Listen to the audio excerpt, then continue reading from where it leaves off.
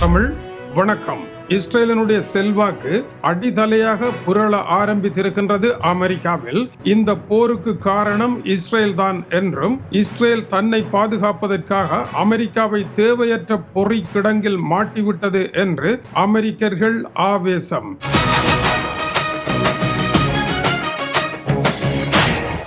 அமெரிக்கர்களிடையே அதிகரித்து வரும் இஸ்ரேலிய எதிர்ப்பு செனட் சபையில் பிரதிபலித்தது.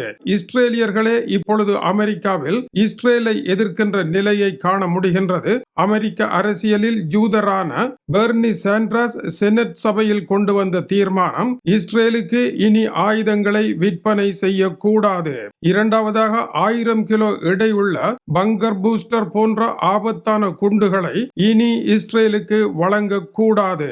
இஸ்ரேலுக்கு வழங்கப்பட்டிருக்கின்ற நிதி நிறுத்தப்பட வேண்டும். 3.8 பில்லியன் டாலர்கள் இஸ்ரேலுக்கு கேட்டு கேள்வி இல்லாமல் வழங்குவதற்கு இணக்கம் காணப்பட்டிருந்தது.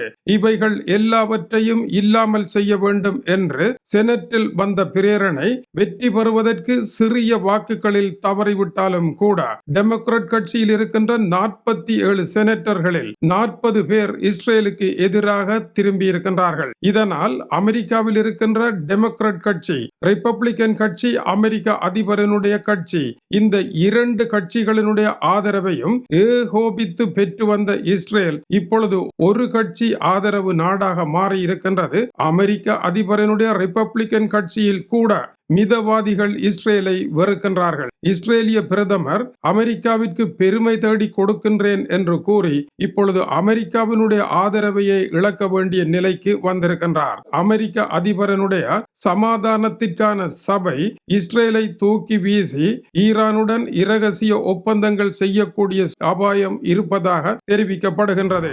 இஸ்ரேலை பொறுத்தவரையில் ஈரான் இல்லாத மத்திய கிழக்கு ஒன்றை கற்பனை செய்தது. இப்பொழுது வந்து கொண்டு இருப்பது ஈரான் முன்னணி வகிக்கின்ற மத்திய கிழக்காகும். இதனால் சகல இடங்களிலும் ஈரானை தனித்துவிட புறப்பட்ட இஸ்ரேல் தானே தனித்து விடப்படக்கூடிய, அமெரிக்காவினால் கைவிடப்படக்கூடிய ஆபத்தான விளிம்பு நிலைக்கு வந்திருப்பதாகவும் அமெரிக்க செய்திகள் சுட்டிக்காட்டுகின்றன.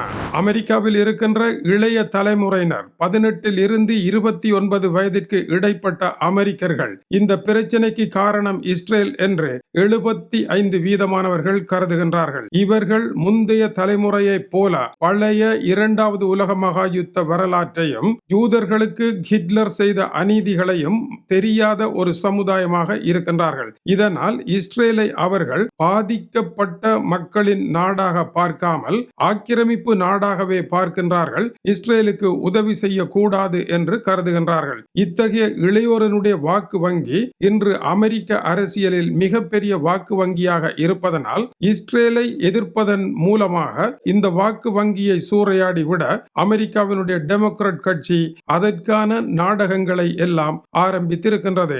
இது இஸ்ரேலுக்கும் டொனால்ட் ட்ரம்பிற்கும் பலத்த சிக்கலாக மாறி இருக்கின்றது. இந்த நேரத்தில் பழுத்த வியாபாரியாகிய டொனால்ட் ட்ரம்ப் இஸ்ரேலை கைவிட்டு பெஞ்சமின் நெட்டன்யாகு தான் எல்லாவற்றிற்கும் காரணம் என்று அவர் மீது பழியை போட்டு தப்பிக் கொள்வதற்கான வாய்ப்புகள் இருப்பதாகவும் இன்றைய காலை ஜூலன் போஸ்டன் டென்மார்க்கில் எழுதியிருக்கின்றது. பலி கொடுக்க அழைத்து வந்த ஆடு தான் பலியாக போகின்ற தோரணத்தில் இருக்கின்ற மாவிலையை வதவதவென கடித்து மற்றவர்கள் வருவதற்கு முன் சாப்பிட்டது போல கடித்து உண்டதாம். அடுத்து என்ன நடைபெறப் போகின்றது என்று தெரியாமல் இப்படியான ஒரு சூழ்நிலையில் நிற்கின்ற நெட்டன்யாகு உள்நாட்டில் பதவி கவிழக்கூடிய ஆபத்து இருக்கின்றது. அமெரிக்காவினுடைய செல்வாக்கை இழக்கின்ற பொழுது ஈரான் மீது தாக்குதல் நடத்தி அவர்களை முற்றுகைக்குள் கொண்டு வந்திருக்கின்றோம் என்று அரசியல் வியாபாரத்தை ஆரம்பித்து மத்திய கிழக்கு மாவிலைகளை வதவதவென கடித்து கொண்டிருக்கின்ற பெஞ்சமின் நெட்டன்யாகு அமெரிக்காவில் விழுகின்ற பொறிக்கிடங்கில் சரிவதற்கான வாய்ப்புகள் உண்டு.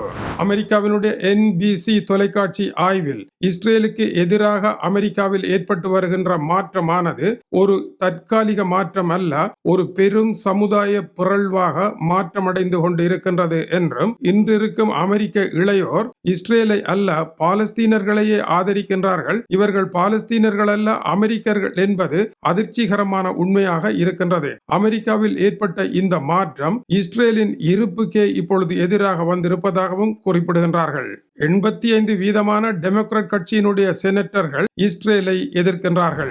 இந்த நிலையானது இஸ்ரேலுக்கு ஐக்கிய நாடுகள் சபையில் வீட்டோ அதிகாரத்தை பாவித்து பாதுகாப்பை வழங்கிய அமெரிக்காவினுடைய பாதுகாப்பிற்கு ஆபத்து ஏற்படலாம். இஸ்ரேலிய பிரதமர் நெட்டன்யாகு அமெரிக்காவினுடைய நிபந்தனையற்ற ஆதரவுகளை இழக்கலாம். டொனால்ட் ட்ரம்ப் ஒரு விடயத்தை பொது வழியில் பேசினாராக இருந்தால் அதற்கு எதிரான வேலைகளையே செய்வது அவருடைய வளமையாகும். சென்ற வாரம் நேட்டோ நாடுகளை திட்டி தீர்த்த அவர் இஸ்ரேல் என்பது மிகச்சிறந்த நாடு என்றும் அந்த நாட்டிற்கு எப்படி வெற்றி பெறுவது என்று தெரியும் என்றும் இஸ்ரேலுக்கு புகழாரம் சூட்டியிருந்தார். இந்த புகழாரமானது அடுத்த பக்கமான பல்டியை அடிப்பதற்கான ஒரு முன்னோட்டமாகவே இருப்பதை காண முடிகின்றது. இஸ்ரேல் தன்னுடைய பாதுகாப்பை உறுதி செய்வதற்கு ஏதாவது செய்திருந்தால் அமெரிக்கர்கள் கோபப்பட்டிருக்க மாட்டார்கள். ஆனால் தன்னுடைய பாதுகாப்பு என்கின்ற போர்வையில் அமெரிக்காவை கொண்டு சென்று ஒரு தேவையற்ற போரில் மாட்டிவிட்டார்கள் என்பது அமெரிக்க அதிபரனுடைய மேக்கா அணியில் இருப்பவர்கள் இப்பொழுது முணுமுணுக்கின்ற விடயமாக மாறிவிட்டது. போருக்கு முன் அமெரிக்கா வந்த இஸ்ரேலிய பிரதமர் பெஞ்சமின் நெட்டன்யாகு அமெரிக்க அதிபர் டொனால்ட் ட்ரம்பிற்கு குலையடித்து அவரை போர்க்களம் கொண்டு சென்று நிறுத்தி இருக்கின்றார். இதற்கு காரணம் இஸ்ரேலிய பிரதமர் தான் என்று அவரனுடைய தலையில் பழியை போட்டு இந்த விவகாரத்தை முடிக்க போகின்றார்கள். அமெரிக்காவினுடைய போர்க்கால அமைச்சர் பேட் கெக்செட் மீதும் டொனால்ட் ட்ரம்ப் பழியை போட்டு அவரே போருக்குள் சென்றதாக கூறி தான் தப்பித்துக் கொள்வதற்கான ஒரு கள நிலவரம் காட்டுகின்றது. ஈரான் என்கின்ற நாடு தோல்வி அடைந்திருந்தால் டொனால்ட் ட்ரம்ப் வெற்றி வீரனாக வந்திருப்பார். ஆனால் ஈரானை இந்த நிமிடம் வரை தோற்கடிக்க முடியாது இருப்பது ஈரானுடைய எதிர் அணியில் நில நடுக்கத்தை ஏற்படுத்தி இருக்கின்றது. அமெரிக்க அதிபர் இப்பொழுது வியட்நாம் போர் 18 ஆண்டுகள் நீடித்தது என்று கூறுகின்றார். ஆனால் ஈரான் போரினுடைய நீட்டிப்பிற்கு அவர் இதை ஓர் உதாரணமாக காட்டுவதை அமெரிக்கர்கள் ஏற்றுக்கொள்ள மாட்டார்கள். போர்களினுடைய தன்மை வேறுபடும். ஈரானுக்குள் போருக்கு சென்றே இருக்கக்கூடாது என்பதும் ஒரு நீடித்த போருக்கு செல்லக்கூடாது என்பதும் ஆப்கானிஸ்தானில் படைகளை விலக்கிய பின்னர் வெளிநாடுகளுக்கு செல்லக்கூடாது போருக்கு என்று கூறிய டொனால்ட் ட்ரம்ப் தானே இன்று சென்றிருப்பதானது அமெரிக்கர்களின் ஆதரவை அவரே இழந்திருக்கின்ற நிலையில் அவரை அழைத்து சென்ற இஸ்ரேலினால் அமெரிக்காவை குழம்பி போய் அரசியல் நிலநடுக்கமும் அரசியல் சூறாவளியும் ஏற்பட்டிருக்கின்றது. இதை ஈரான் என்ற நாடு மரணத்திற்கு பயப்படாமல் மன உறுதியுடன் கொடுத்திருக்கின்ற எதிர்ப்பு அமெரிக்க உள்நாட்டில் மிகப்பெரிய நிலநடுக்கத்தை ஏற்படுத்தி இருக்கின்றது. மேலும் சூடான செய்திகள் வந்திருக்கின்றன. தொடர்ந்து இணைந்திருங்கள். இது டியூப் தமிழனுடைய உலக செய்திகளுக்காக டென்மார்க்கில் இருந்து கீசே துறை. வணக்கம் உறவுகளே.